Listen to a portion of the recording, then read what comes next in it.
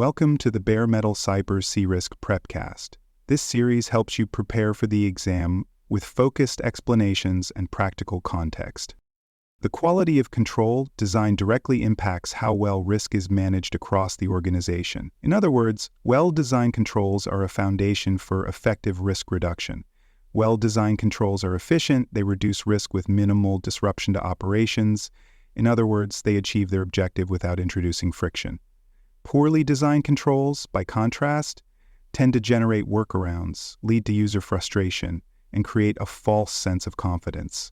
In other words, they may appear to protect, but fail silently. Effective design leads to better compliance, stronger governance, and more reliable business continuity. In other words, good controls contribute to resilience and audit success. The CRISC exam emphasizes understanding why a control exists, not just what it is. In other words, function must match purpose.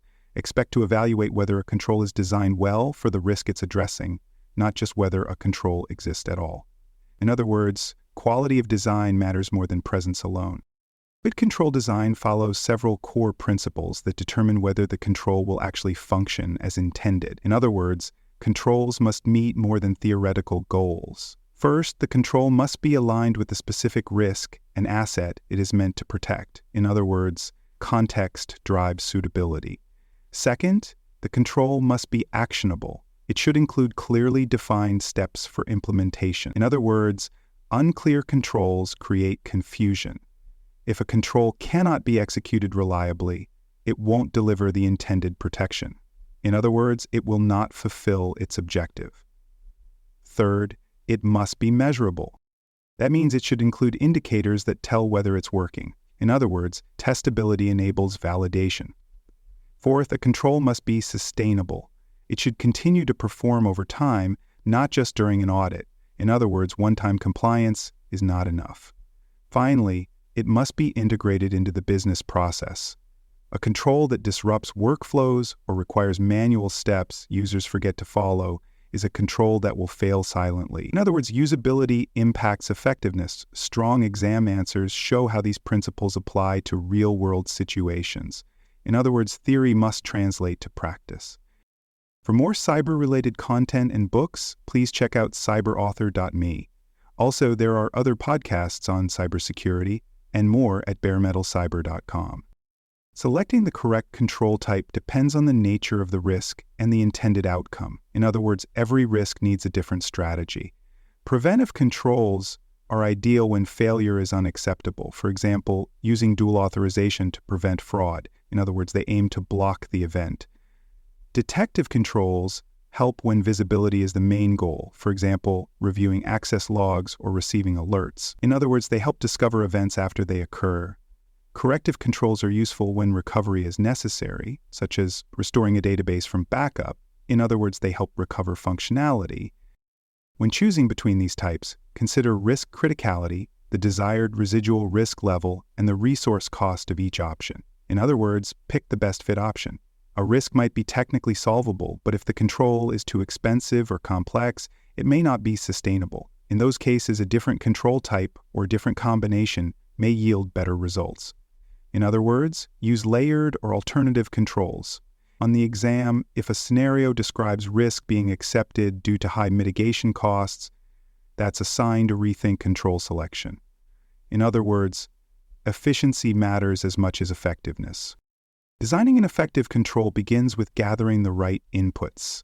In other words, good design requires context. These include risk assessment data such as likelihood, impact, threats, and vulnerabilities. In other words, understand the scenario before acting. Legal and regulatory mandates also play a key role. If data encryption is legally required, no control alternative will be acceptable. In other words, compliance sets the baseline. Business process requirements must also be considered. If a control slows down critical services, it may be ignored. In other words, practicality drives adoption. Operational constraints, staffing, and automation potential are also relevant. In other words, design within limits. Stakeholder input is essential. What frontline users observe often shapes how a control will actually work. In other words, get feedback from the field. User behavior patterns can determine whether a control is followed, bypassed, or misunderstood. On the exam, selecting controls without considering these contextual factors often leads to the wrong answer. In other words, context matters more than preference. Complex systems require thoughtful control design. In other words, complexity demands structure. Start by breaking the system into its components: people, processes, and technology. In other words, analyze the parts. Map out how those components interact and identify points of vulnerability. In other words, trace dependencies and pathways. For example, a cloud-based system might include both automated back-end services and user-facing portals, each with different risks. Design controls, using a defense in-depth approach, multiple controls layered to address risk from different angles. In other words, create redundancies, account for system dependencies. For instance, monitoring can't happen if logging isn't in place first. In other words, build foundational elements first. Legacy systems, external integrations, and automation all affect what controls are possible. In CRISC scenarios, a control that seems appropriate but ignores dependencies is a design failure. In other words, coordination is key. Look for answers that reflect awareness of complexity, not just control labels. There are several challenges that make control design difficult. In other words, barriers exist at every step. A common one is misalignment. The control does not address the actual threat or vulnerability. In other words, it misses the target. Another is overcomplexity. If a control is too technical, expensive, or resource-intensive, it may never be fully implemented or maintained.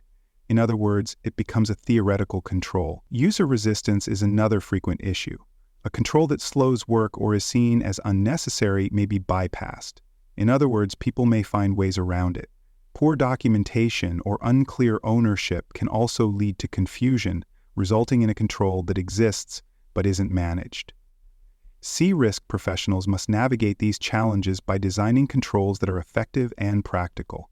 In other words, balance is critical. The best controls are those that work, are accepted, and can be sustained.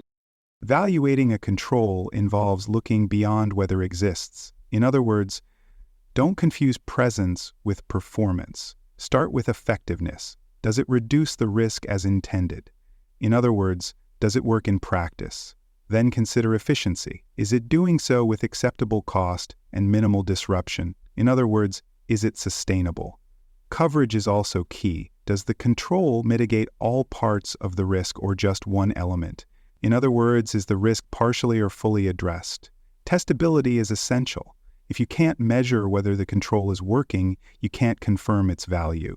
In other words, measurement validates success. Controls that are hard to test or validate may create audit challenges. In exam scenarios, look for answers that evaluate the control's performance, not just its presence. In other words, function is more important than form. Simulation is a useful technique for testing control designs before full deployment. In other words, you can learn before committing.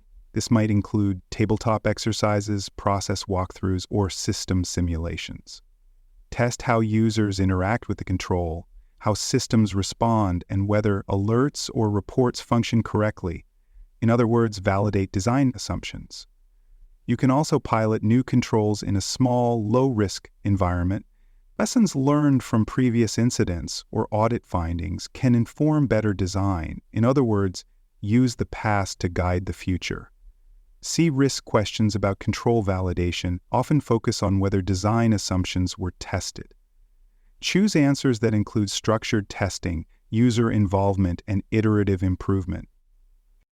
Though control stays effective forever. Risks change, systems evolve, and business models shift. In other words, controls must be dynamic. Controls must be revised and optimized regularly. Use feedback from key control indicators, audit findings, and employee input to identify where changes are needed. In other words, listen to your data. Replace outdated or duplicate controls with more modern, streamlined options. Coordinate control updates across business units and IT teams to maintain consistency. In other words, avoid siloed updates. On the exam, if a control is slowing operations but still mitigates risk, the answer is usually to optimize, not remove. In other words, refine instead of delete. The goal is to preserve protection while improving efficiency. The CRISC exam often presents control scenarios that test your understanding of design and analysis. In other words, it tests real-world reasoning. You may be asked to identify the most appropriate control, explain why one failed, or suggest an improvement. Look for answers that connect control function to business need. If a control failed, consider whether it was designed poorly, implemented incorrectly, or never monitored. If asked to improve a control, focus on reducing user friction, increasing risk coverage, or improving visibility. To evaluate effectiveness, pick metrics that measure control performance directly. In all cases, choose answers that reflect alignment, balance, and validation, not just checkbox control lists. In other words, the best answers reflect control thinking, not control counting. Thanks for joining us for this episode of the Bare Metal CyberSeal Prepcast. For more episodes, tools, and study support, visit us at baremetalcyber.com.